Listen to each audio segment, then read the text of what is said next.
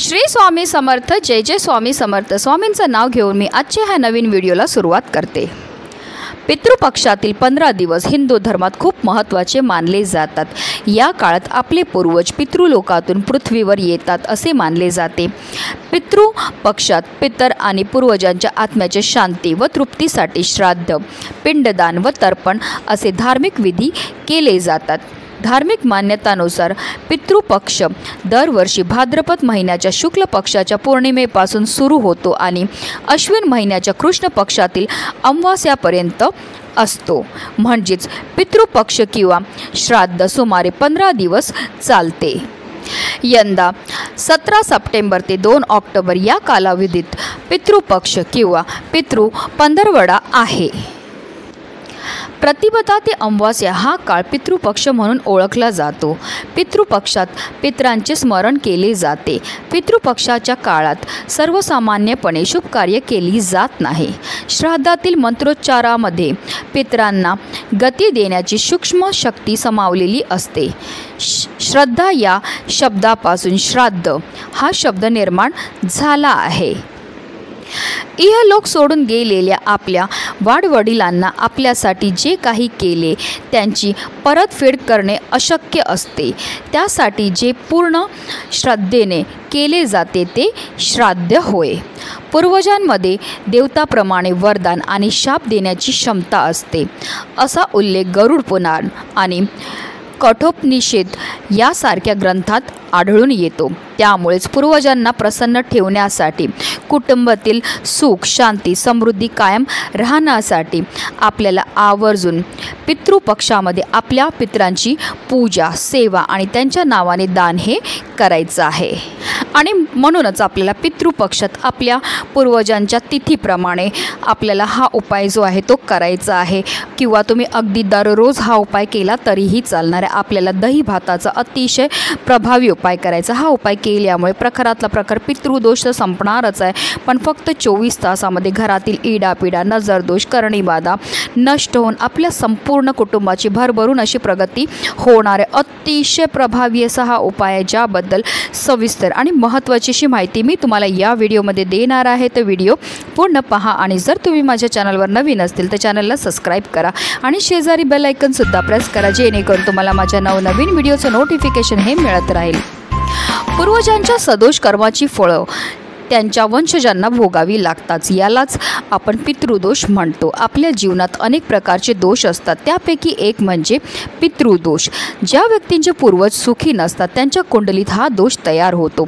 दरवर्षी येणाऱ्या पितृपक्षात पितरांचे श्राद्ध न केल्याने, श्राद्धविधीत भाग न घेतल्याने आणि पितरांच्या आत्म्याच्या शांतीसाठी पूजा न केल्याने हा दोष प्रबळ होतो आणि सर्व प्रकारच्या समस्या आपल्या जीवनामध्ये निर्माण होतात।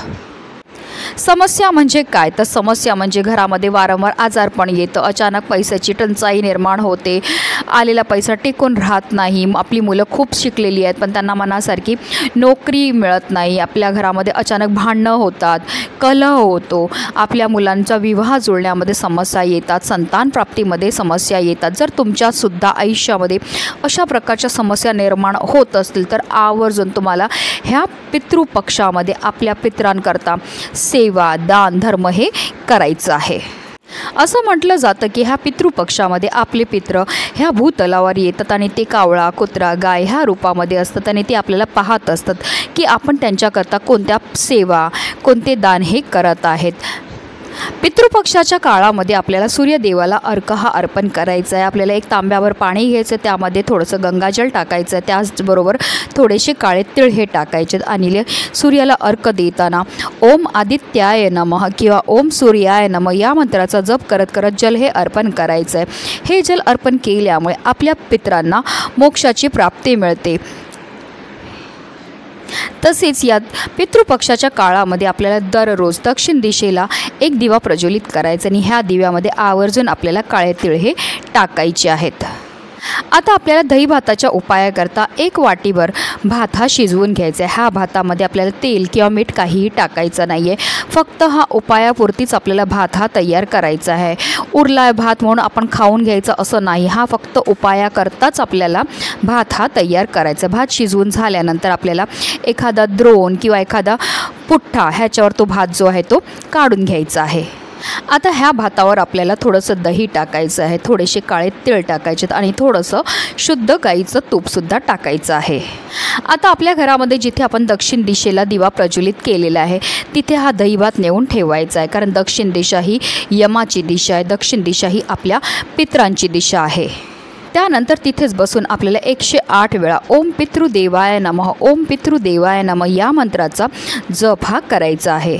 आता हा दही भाताचा जो उपाय आहे तो तुम्ही दररोज करू शकतात किंवा ज्या दिवशी तुम्ही पान ठेवणार आहे त्या दिवशी केला तरीही चालणार आहे। आता दिवा जिथपर्यंत प्रज्वलित आहे तिथपर्यंत हा दही भात तिथेच ठेवायचा आणि दिवा शांत झाला की तुम्हाला तो दही भात तिकडनं उचलायचा आहे आणि त्यानंतर तुम्ही तुमच्या घराच्या इकडे टेरेस असेल किंवा बाल्कनी असेल किंवा समोर एखादं झाड असेल किंवा अगदी तुमच्या अंगणामध्ये नेऊन ठेवला तरीही चालणार आहे, जेणेकरून तिथे असणारे पशुपक्षी ते भात खातील। हिंदू धर्मात कावळा हा यमदेवताचे प्रतीक आणि यमदेवताचे वाहन मानले जाते। यमराज हे मृत्यूचे देवता आहेत। पितृपक्षात आपले पित्र भूतलावर येतात, ते कावळ्याच्या रूपात असतात आणि जेव्हा ते ह्या अन्नाचं सेवन करतात तेव्हा असं मानलं जातं की हे अन्न आपल्या पितरांपर्यंत पोचत आहे आणि त्यामुळे आपले पित्र हे आपल्यावर प्रसन्न होत असतात। हा उपाय तुम्ही दररोज करू शकतो, पण जेव्हा तुम्ही तुमच्या पितरांकरता पान ठेवणार असतील त्यांच्या तिथीप्रमाणे त्या दिवशी तुम्हाला सुद्धा हा उपाय जो आहे तो करायचा आहे। त्या दिवशी सुद्धा तुम्हाला भात हा शिजवून घ्यायचा आहे, त्या भाताला एका पुठ्ठ्यावर काढून घ्यायचं आहे किंवा द्रोणावर काढून घ्यायचं आहे, त्यावर थोडंसं दही ठेवायचं आहे, त्याचबरोबर थोडेसे काळे तीळ ठेवायचे आणि ह्या भातावर तुम्हाला हळदी कुंकू अर्पण करून घ्यायचं आहे आणि त्यानंतर काही वेळाकरता हा भात जो आहे तुम्हाला दक्षिण दिशेला ठेवायचा आणि हात जोडून आपल्या पितरांना प्रार्थना करायची की कळत नकळत आपल्याकडनं झालेल्या ज्या चुका असतील त्याच्याबद्दल तुम्हाला क्षमा याचनाही करायची आहे। आता जर तुमच्या पितरांची तुम्हाला नावं माहिती असतील तर नावं घ्या आणि नावं नाही माहिती असतील तर तुम्ही ओम पितृदेवाय नमः या मंत्राचा जप केला तरीही चालणार आहे। या मंत्राचं तुम्हाला 21 वेळा जप हा करायचा आहे। त्यानंतर आपल्या घरातले जेवढे पण सदस्य आहेत अगदी लहानातल्या लहान मोठ्यात मोठ्या प्रत्येक सदस्याने त्या दही भाताचं दर्शन घ्यायचं, नमस्कार करायचा आपल्या पितरांना आणि त्यानंतर हा दही भात जो आहे तो आपल्याला आपल्या बाथरूममध्ये नेऊन ठेवायचा आहे। बाथरूममध्ये ठेवल्यानंतर तुम्हाला परत ते बाथरूम वापरता येणार नाही। आता बरीच लोक सांगतील की आमच्याकडे एकच बाथरूम आहे, मग काय करायचं? मग त्या दही भातावर जे आहे तुम्ही एक बालती जी आहे ती पालथी करून ठेवून द्या, जेणेकरून त्याच्यावर कोणीही त्याचं दर्शन कोणी घेणार नाही की त्याच्या जवळसुद्धा कोणी जाणार नाही। अशा रीतीने तुम्हाला हा उपाय जो आहे तो करायचा आहे। हा उपाय तुम्हाला रात्री सर्व तुमची कामं आटपून झाल्यानंतर झोपायला जायच्या अगोदर करायचा आहे। संपूर्ण रात्रभर हा दही भात जो आहे तो आपल्याला आपल्या बाथरूममध्येच ठेवायचा आणि दुसऱ्या दिवशी घरातले इतर सदस्य उठायच्या अगोदर तुम्हाला लवकर उठायचं आहे। आंघोळ न करताच तुम्हाला हा दही भात जो आहे तिकडनं उचलायचा आहे आणि त्यानंतर तुम्हाला जो आहे हा दही भात घेऊन घराच्या बाहेर जायचं। आता घराच्या बाहेर गेल्यानंतर तुम्हाला एखादा काळा कुत्रा दिसला किंवा तुम्हाला गाय दिसली तर तिथे ठेवायचं किंवा कावळा दिसला तर कावळ्यापुढे तुम्हाला हा दही भात जो आहे तो ठेवायचा। आता तुम्हाला गाय पण नाही दिसली, कावळा पण नाही दिसला किंवा कुत्रा पण नाही दिसला, मग काय करायचं? मग एखाद्या झाडाखाली नेऊन ठेवून द्या, जेणेकरून तिथे असणारे पशुपक्षी ते भात खातील। एकदा भात ठेवल्यानंतर तुम्हाला सरळ आपल्या घरी यायचं, मागे वळून पाहायचं नाही। घरी आल्यानंतर तुम्हाला स्वच्छ आंघोळ ही करून घ्यायची। अशा रीतीने आपल्याला हा उपाय जो आहे तो करायचा आहे। हा दही भाताचा उपाय केल्यामुळे प्रखरातला प्रखर पितृदोष हा नष्ट होतो, कारण आपले पित्र त्यांच्याकरता केलेल्या सेवेमुळे आपल्यावर तृप्त होतात आणि जेव्हा आपले पित्र आपल्यावर तृप्त होतात तेव्हा आपल्या आयुष्यामध्ये असणारे जेवढे पण संकट आहेत, विघ्न आहेत, दोष आहेत, दारिद्र्य हे नष्ट होऊन आपल्या संपूर्ण कुटुंबाची भरभरून अशी प्रगती होत असते। म्हणूनच व्हिडिओ जास्तीत जास्त लोकांपर्यंत शेअर करा, जेणेकरून प्रत्येकाच्या आयुष्याचं कल्याण हो हीच मनामध्ये इच्छा। श्री स्वामी समर्थ, जय जय स्वामी समर्थ।